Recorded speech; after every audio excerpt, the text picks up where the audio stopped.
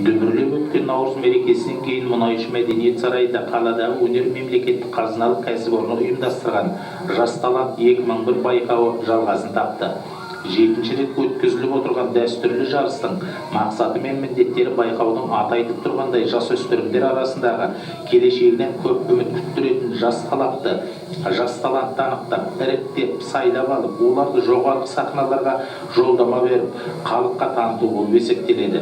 Екіншіден, көміліп жатқан асылдың бетін ашып, көрінбей жатқан бұлақтың көзін ашып, ел игілігіне пайдаланудың өзі салауатты іс екендігін естен шығармай, өнер мемлекеттік қазыналық кәсіпорын шығармашылығы ұжымының еселі еңбектерін атап өткен жөн.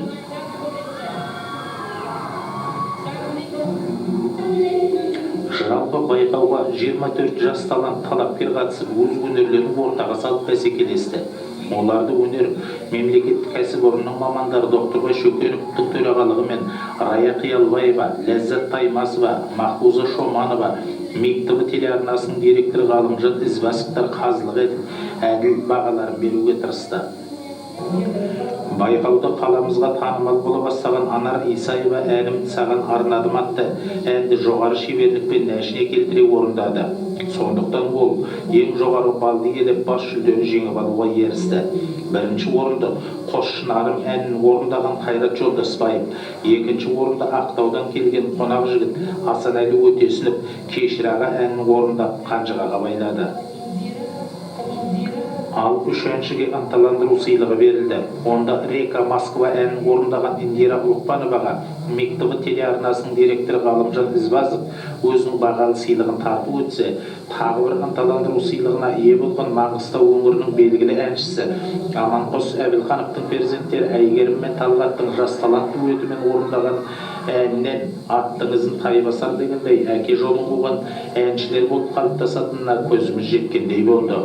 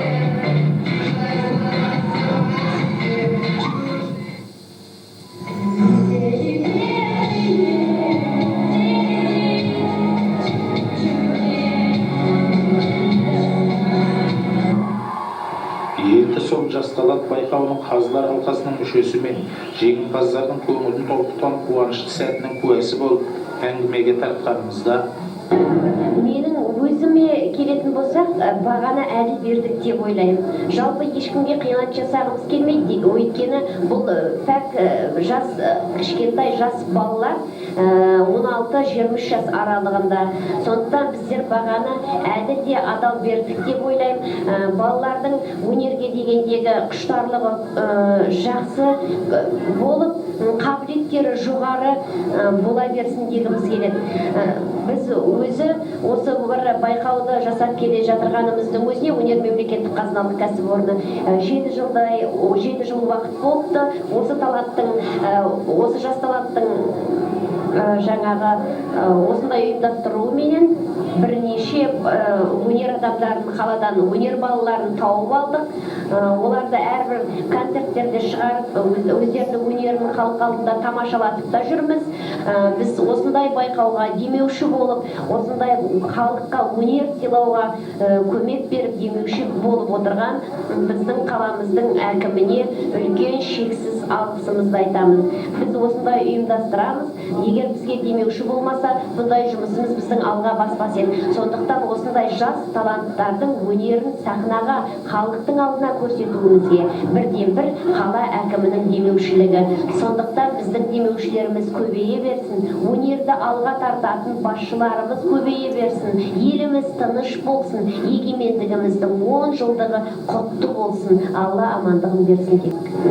Мына өнер өлкесіне араласуының басты себебі неде? Қалай келдің, кімді пір тұттың бұнда? Мен басты себебі ең алдымен осы халқыма сыйлап ән айтқым келді. Яғни мен осы әуелде өзім Меруерт Түсіпбаеваның ән айтқанды жақсы көріп жүрдім. Меруерт Түсіпбаеваға ұқсағым келді. Мысалы мен өзім кішкентайымнан өзім өнерге, музыкалық неге өзімді салдым. Кішкентайымнан әнге жазғам. Сөйтіп мен осы әнге алып, не алайын осы. Кімді бір тұтасың? Қандай әндерді, өлеңдерді орындаған тәуір көресің? Өзім жай өлеңдерді, Шәмші Қалдаяқовтардың өлеңін қалаймын. Мен орын алғанға өте қуаныштымын. Мен нағашым Мұрат пен Нұрлан осы ТК-ның арқасымен екінші орын алып, Алматы жақтары көтеріліп кетті. Маска жүріп, мен осыдан ары қарай жалғастырып, ән шоу көткім келеді, ары қарай. Сөйтіп айтып. Әнші болғың келе ме келешекте? Әнші болғым келешекте.